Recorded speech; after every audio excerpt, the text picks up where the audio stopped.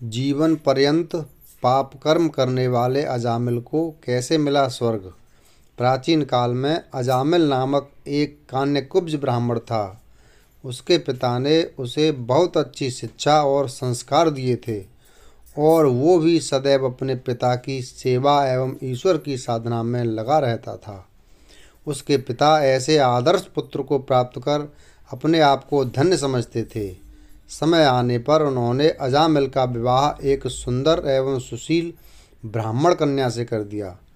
एक आदर्श पुत्र की भांति ही अजामिल एक आदर्श पति भी साबित हुआ और दोनों सुखपूर्वक रहने लगे। एक बार अजामिल पूजा के लिए पुष्प लेने वन को गया।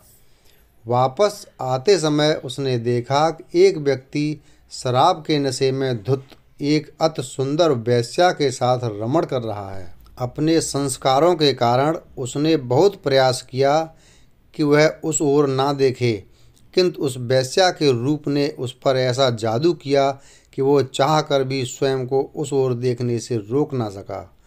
थोड़ी देर बाद जब वो घर वापस आया तो उसका मुख मलिन था।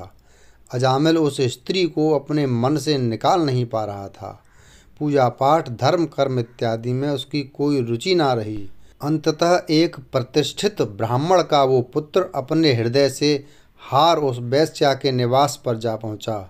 बहुत दिनों तक उसने अपने सभी संस्कारों को भुलाकर उस स्त्री के साथ भोग विलास में लिप्त रहा। वो उसके रूप पर ऐसा मोहित हुआ कि उस वेश्या को वो अपने घर पर लेकर आ गया। उसके पिता और स्त्री को उसके इस बदले रूप का विश्वास नहीं हुआ।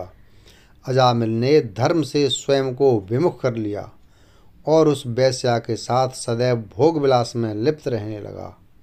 जब पानी सर से ऊपर चला गया तो उसके पिता ने उसे उसके कृत्य के लिए झिड़का और उसे आज्ञा दी कि वो तत्काल उस स्त्री को घर से निकाल दे।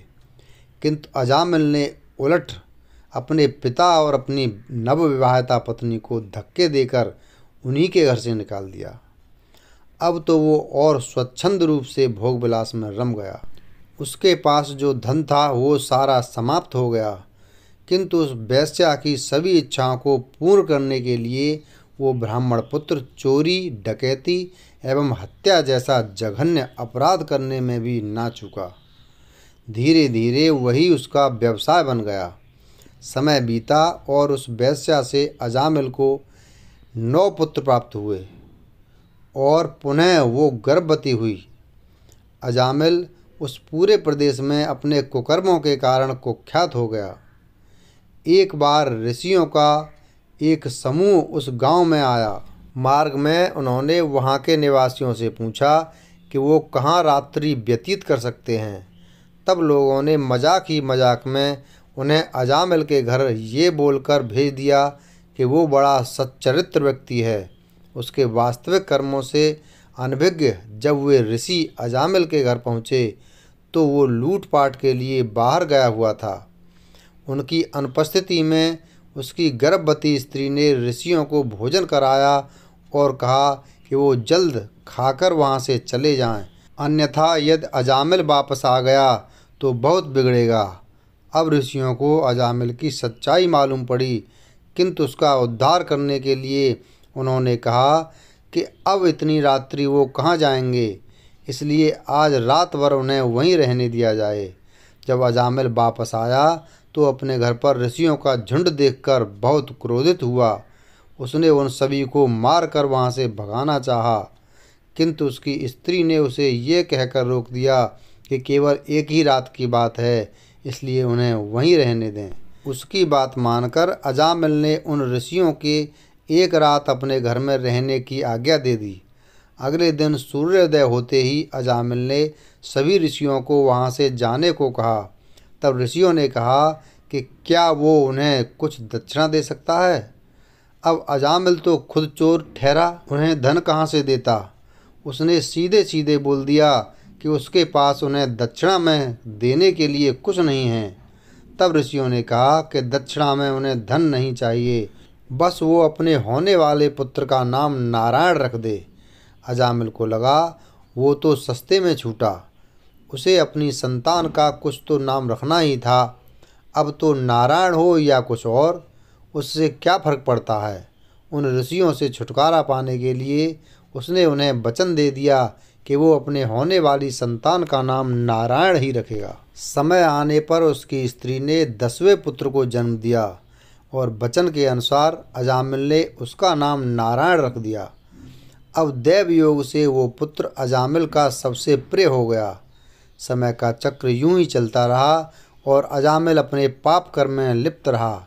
समय बीता और अजामिल वृद्ध हो गया। जब उसका अंत समय आया तो अजामिल के कर्मों के अनुसार उसे नरक में ले जाने के लिए भयानक दूत उसके सामने उपस्थित हुए। मृत्युशैया में पड़ा अजामिल उन भयानक दूतों को देखकर भयभीत हो गया और जोर से अपने पुत्र को नारायण नारायण कहकर पुकारने लगा। जैसे ही यमदूतों ने अजामिल पर अपना पास फेंका, उसी समय विष्णु दूत वहां पहुंचे और युद्ध कर उस यमदूतों से अजामिल को छुड़ाया। इस पर यमदूतों ने उनसे पूछा कि वो उन्हें क्यों बचा रहे हैं। अजामिल ने जीवन भर पाप के अतिरिक्त कुछ और किया ही नहीं है और इसके कर्मों के अनुसार यमराज की आज्ञा से वे उसे नरक ले जाने आए हैं। तब विष्णु दूतों ने कहा कि भले ही अजामिल ने जीवन भर पाप किया, किंतु अज्ञानतावश ही सही उसने अपने अंत समय में श्री हरि के नाम का स्मरण किया है। अतः वे किसी भी मूल्य पर उसे नरक जाने नहीं दे सकते। अब तो दोनों पक्षों में अपने अपने तर्कों के आधार पर विवाद हो गया, किंतु विष्णु दूतों ने यमदूतों को उसे नरक ले जाने नहीं दिया।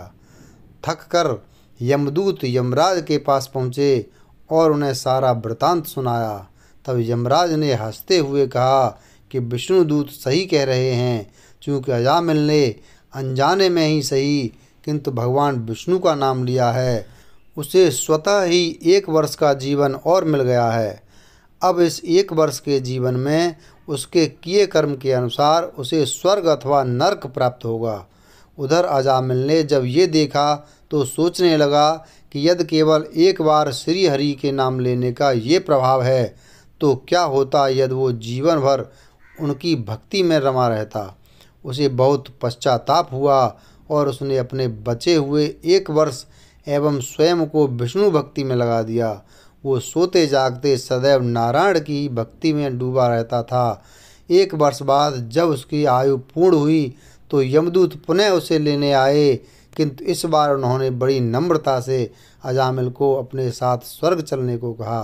अंततः जीवन पर्यंत केवल पाप कर्म करने वाला अजामिल केवल श्री हरि के नाम का स्मरण करने के कारण स्वर्ग को प्राप्त हुआ।